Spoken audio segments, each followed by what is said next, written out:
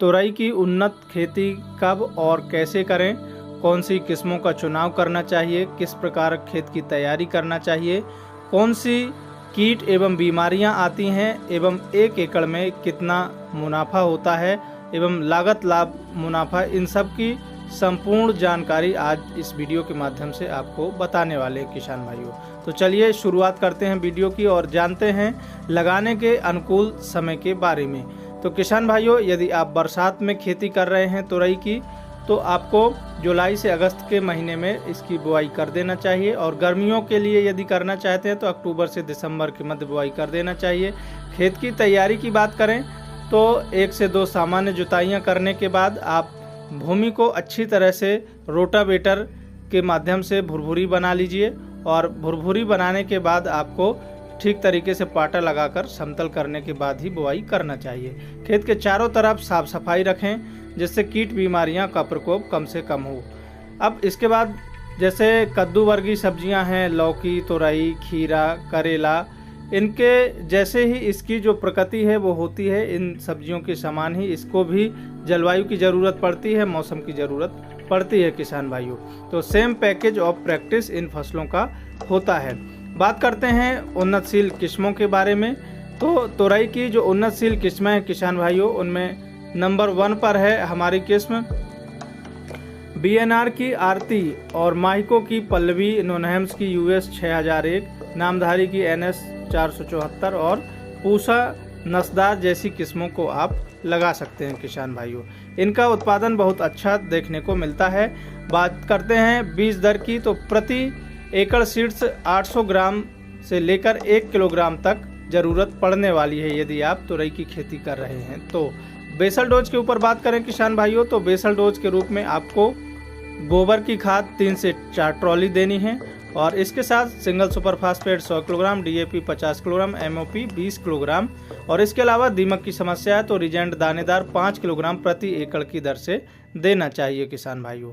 अब यदि आप तुरई की खेती कर रहे हैं तो आपको मंडप विधि से ही खेती करनी चाहिए और क्योंकि मंडप विधि से खेती करेंगे तो जो फ्रूट की क्वालिटी है वो अच्छी होती है, जैसा आप वीडियो में देख रहे होंगे। जैसा लौकी की खेती करते हैं उस तरह से आप कर सकते हैं मंडप बनाकर। इसके अलावा आप साधारण लाइनों में खेती कर सकते हैं और तार के माध्यम से आप इसको ऊपर सहारा देकर चढ़ा सकते हैं। 10 फीट लंबाई के 1500 से 1700 बांस के टुकड़े लगते हैं 1 एकड़ में ऐसा मंडप तैयार करने के लिए। पैड वायर लगता है आपको। इसके स्थान पर आप जूट की रस्सी का उपयोग कर सकते हैं या फिर आप धागे से बुनाई भी कर सकते हैं। तो इस तरह से आप मंडप तैयार कर सकते हैं किसान भाइयों। और मंडप तैयार करने के बाद अब बात करते हैं साथियों कि मल्चिंग पेपर की 25 माइक्रोन का मल्चिंग पेपर लगाना चाहिए। ड्रिप 16 mm की इनलाइन ड्रिप आपको लगानी चाहिए और सिंगल लाइन पर 2-2 बीजों की बुआई करना चाहिए यदि आप ड्रिप से खेती कर रहे हैं तो। और इसके अलावा किसान भाइयों बात करते हैं सोइंग एंड प्लांट डिस्टेंस के बारे में। तो किसान भाइयों, तुरई की यदि आप खेती कर रहे हैं तो आपको प्लांट डिस्टेंस रखना बहुत ज़रूरी है क्योंकि इसका जो पौधा है वो बहुत बड़ा होता है और इसकी जो वृद्धि है वो अच्छी होती है। तो पौधे से पौधे की दूरी 3 फीट रखनी चाहिए और लाइन से लाइन की दूरी 2.5 फीट रखनी चाहिए और जो बेड की चौड़ाई है 2.5 फीट, बेड से बेड की दूरी 4 फीट रखनी चाहिए किसान भाइयों।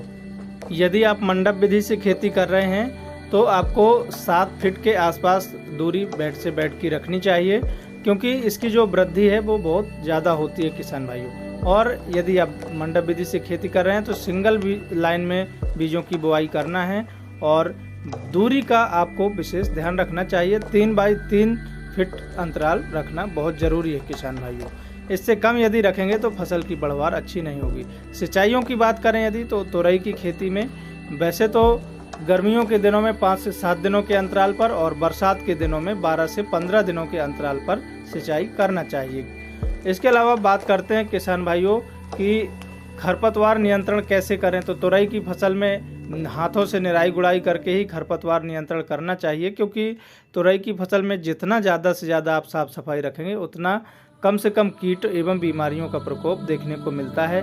जैसे पीला मोजेक वायरस है, वाइट फ्लाई है, लाल कद्दू का कीड़ा है, इनका प्रकोप कम देखने को मिलेगा किसान भाइयों। स्प्रे शेड्यूल के ऊपर बात करते हैं, उससे पहले जानते हैं कि कौन कौन से कीट एवं बीमारियां प्रमुख रूप से आती हैं।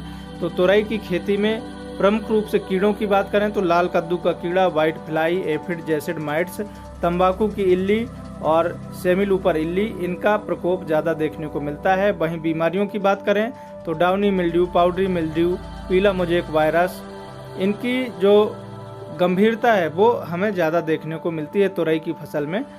जानना जरूरी है इनका इलाज क्या है। तो किसान भाइयों, हमारा जो फर्स्ट स्प्रे है वो जब हमारी तुरई की फसल लगभग 25 से 30 दिन की हो तो एक फंजीसाइड और एक इंसेक्टिसाइड 15 लीटर की दर से स्प्रे करना चाहिए। सेकेंड स्प्रे की बात करें तो 50 से 55 दिनों के मध्य, थर्ड स्प्रे 75 से 80 दिनों के मध्य, फोर्थ स्प्रे 100 से 125 दिनों के मध्य हमें करना चाहिए किसान भाइयों। इसमें एक फंजीसाइड और एक इंसेक्टिसाइड आपको लेना है, 15 लीटर की दर से घोल बनाकर आपको स्प्रे कर देना है किसान भाइयों। इसके अलावा आप नीला और पीला स्टिकी ट्रैप लगा सकते हैं व्हाइट फ्लाई के कंट्रोल के लिए, सकिंग पेस्ट के कंट्रोल के लिए। और यदि फल मक्खी का प्रकोप हो रहा है तो फल मक्खी के लिए आप फ्रूट फ्लाई ट्रैप लगा सकते हैं, फेरोमोन ट्रैप लगा सकते हैं। बात करते हैं फर्टिलाइजर शेड्यूल के ऊपर। तो किसान भाइयों, यदि आप तुरई की खेती कर रहे हैं तो आपको मुख्य रूप से गेंदे की जो 3-4 लाइनें खेत में लगा देंगे तो व्हाइट फ्लाई का प्रकोप कम देखने को मिलेगा, नेमाटोड की समस्या कम आती है, पहली बात। दूसरा, अब बात करते हैं कि आपको कौन सा फर्टिलाइजर कितनी मात्रा में और कितने समय में देना है। फर्स्ट खाद 35 से 40 दिन के मध्य, यूरिया खाद 40 किलोग्राम, माइक्रोन्यूट्रिएंट खाद 5 किलोग्राम प्रति एकड़ जड़ों के पास देकर सिंचाई करना है। सेकंड खाद 65 से 70 दिन और थर्ड खाद 110 से 120 दिनों के मध्य प्रति एकड़ जड़ों के पास देकर सिंचाई करना चाहिए किसान भाइयों। यदि आप ड्रिप से खेती कर रहे हैं तो जो हम कॉम्बिनेशन बता रहे हैं, इन खादों को आपको देना है, 4-4 दिनों का अंतराल रखना है, फिर एक खाद को देना है, फिर 4 दिन का अंतराल रखना है। इस तरह से आपको इन खादों का प्रयोग करना है।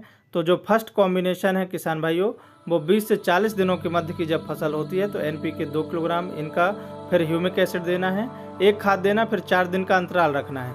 सेकंड कॉम्बिनेशन 50 से 75 दिनों के मध्य की जब फसल होती है तो 5 दिन का अंतराल रखना है, एक खाद देना है, फिर 5 दिन का अंतराल। थर्ड खाद की बात करें तो 80 से 120 दिनों के मध्य की जब फसल होती है तो इन खादों को 6 दिन का अंतराल रखना है, फिर एक खाद चलानी है, फिर 6 दिन का अंतर रखना है।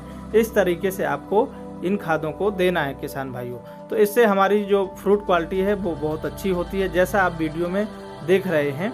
रासायनिक दवाइयों का कम स्प्रे करना पड़े तो इसके लिए आप नीम ऑयल का स्प्रे कर दें, जीवामृत, बीजामृत, इनका आप स्प्रे कर सकते हैं किसान भाइयों। बात करते हैं लागत की। तो तुरई की खेती यदि आप कर रहे हैं साधारण तरीके से तो आपकी जो लागत है प्रति एकड़ 15,000 से 20,000 रुपये के आसपास आती है। बाजार भाव की बात करें तो 15 रुपये से 40 रुपये तक का हमें बाजार भाव आसानी से देखने को मिल जाता है। लाइफ साइकिल 5 माह के मध्य की फसल होती है, फिर भी 3 माह इससे अच्छा उत्पादन लिया जा सकता है। उत्पादन की बात करें तो 160 से 180 कुंटल प्रति एकड़ हमें उत्पादन मिल जाता है। मुनाफा के ऊपर बात करें तो 15 का भी रेट मिला, 1500 रुपये कुंटल का, तो 140 कुंटल उत्पादन मान के चलें तो 2,10,000 प्रति एकड़ हमारा मुनाफा हुआ। मुनाफा 2,10,000 में से लागत 20,000 घटा देंगे तो 1,90,000 रुपये हमारा शुद्ध मुनाफा आ जाता है किसान भाइयों। तो इस तरीके से आप तुरई की खेती कर बड़े आराम से करके 2 से 2.5 लाख रुपए एक एकड़ से आराम से निकाल सकते हैं किसान भाई। आज के इस वीडियो में बस इतना ही। वीडियो यदि आपको पसंद आया हो तो वीडियो को लाइक करें और हमारे चैनल को सब्सक्राइब जरूर कर लें, क्योंकि आने वाली इंफॉर्मेटिव वीडियो आप तक पहुंच सके किसान भाइयों। इसी के साथ सभी किसान भाइयों को जय जवान, जय किसान, जय विज्ञान।